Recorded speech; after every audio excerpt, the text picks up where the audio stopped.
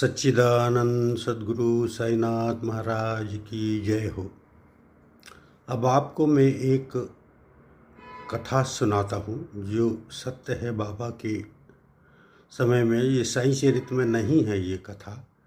ये जो लीला है ये साईं लीला पत्रिका में आई थी, जैसा कि मैंने आपको पहले भी बताया है। तो आप इस कथा को गद्य रूप में सुनिए।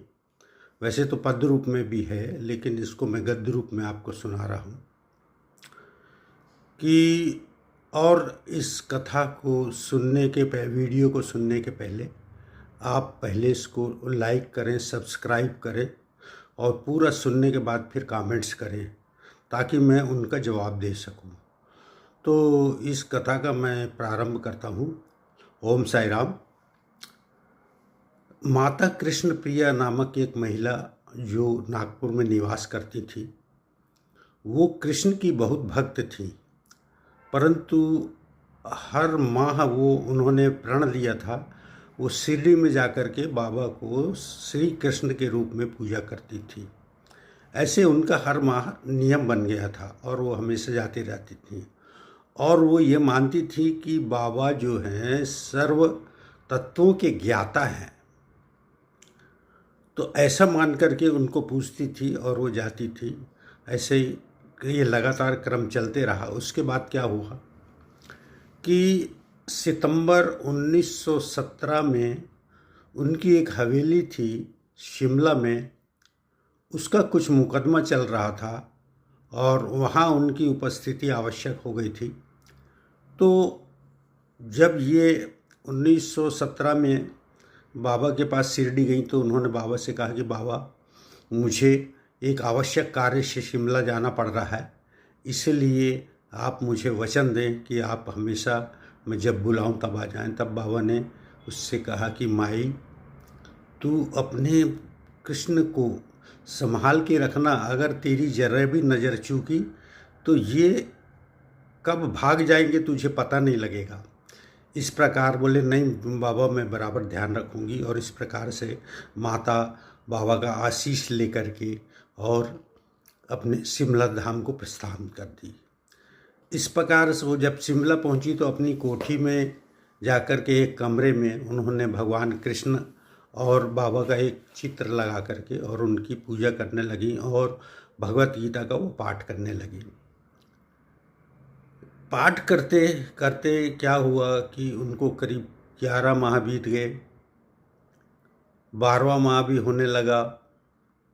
लेकिन अक्टूबर 1918 का आया तो उन्होंने कहा, बाबा अब ये केस निपटे या ना निपटे, मैं तो अब शिरडी आ रही हूँ। तो उन्होंने निश्चित किया कि 15 अक्टूबर 1918 को वो दशहरा के दिन बाबा के दर्शन के लिए शिरडी जाएंगी। बोलो साई राम।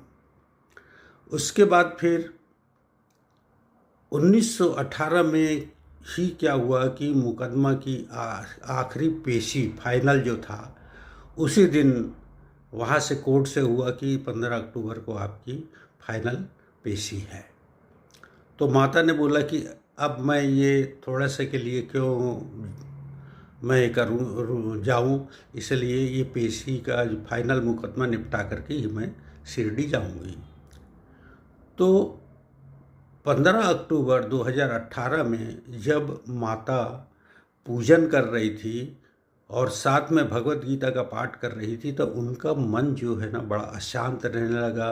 मन में तरह तरह के कुविचार उठने लगे, आंखों से अश्रुधारा बहने लगी। तब वो क्या दिखती हैं कि गीता पढ़ते पढ़ते उनमें कृष्ण भगवान दिखाई दिए और बोलते हैं कि माता, अब तेरा बाबा भी ऐसा ही मेरे समान फोटो में टंगा रहेगा।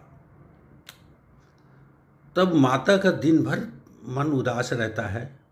शाम को उनका बेटा नागपुर से एक तार भेजता है कि माँ, आज दोपहर में 2:30 पे बाबा ने शिरडी में महासमाधि ले ली।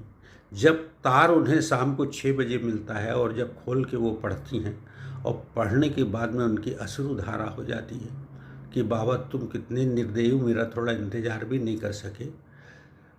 इस प्रकार से माता जो है अपने कमरे में जाती हैं और अपने नौकरों को बोलती हैं कि तुम लोग कोई भी इस कमरे में नहीं आना, मैं दीपक जला करके बैठी हूँ। और वो दीपक जला करके बैठ गई।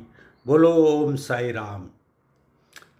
अब रात के करीब सुबह में 4 बजे थे, तो बाबा शिमला पहुँच गए और उनके पड़ोसी में जा कर के पड़ोसी से कहा कि माता कृष्ण प्रिया कहाँ रहती हैं। तब वो वृद्ध से सज्जन थे, वो उन्होंने अपने नौकर से कहा कि बर्फ़ गिर रही है और ये छाता ढक करके इनको जो है माता कृष्ण प्रिया के घर तक पहुंचा के आओ।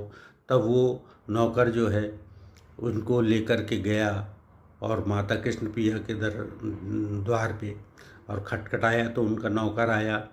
नौकर ने ज्यों ही देखा बाबा को तो भौचक रह गया। उसने सोचा जिसके लिए मेरी माँ जो है सुबह से शाम 6 बजे से अश्रुधारा बहा रही है और वो तो यहाँ दरवाजे के सामने खड़ा हुआ है।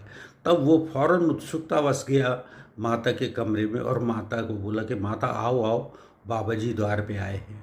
तब माता को विश्वास नहीं होता और जब जाती हैं तो देखती हैं तो बाबा उसको पूछते हैं कि तेरे को विश्वास नहीं हो रहा, तू क्या सोचती है कि मैंने शरीर त्याग तो मैं आ नहीं सकता हूँ। नहीं बाबा, मैं ऐसा नहीं मानती हूँ। तब वो अपने पूजा के कमरे में ले गई, बाबा को बैठाई। बाबा ने कहा कि माँ, अभी मुझे तेरे जैसे कितने भक्तों के घर जाना है और उनको भी मुझे इसी प्रकार से दर्शन देना है जैसा तुझे दिया। तो मुझे तो बहुत ठंड लग रही है और भूख भी लग रही है। तब माता ने कहा कि देवा, मैं अब भी आपके लिए चाय बना करके लाती हूँ, उसके बाद खाना पकाती हूँ। तो माता ने एक गिलास चाय बना करके लाई और उसके बाद बाबा जी चाय पीने लगे। और बाबा से वो क्वेश्चन करती है कि आपने भक्तों के मन में क्या उत्पन्न कर दिया है कि आपका जन्म नहीं हुआ है, आप अवतारे हैं। तब बाबा जी कहते हैं कि माँ, इस मृत्यु लोक में आने के लिए प्रत्येक जीव को, चाहे वो मनुष्य हो चाहे कोई भी जीव जंतु हो, उसको आने के लिए माँ के गर्भ से जन्म लेना ही पड़ेगा। उसी प्रकार मैंने भी लिया है। तब माता ये उत्तर सुन करके और अपने किचन में जाती है, बोलती जाने के पहले बोलती बाबा मैं अब भी आपके लिए खाना बना के लाती हूँ।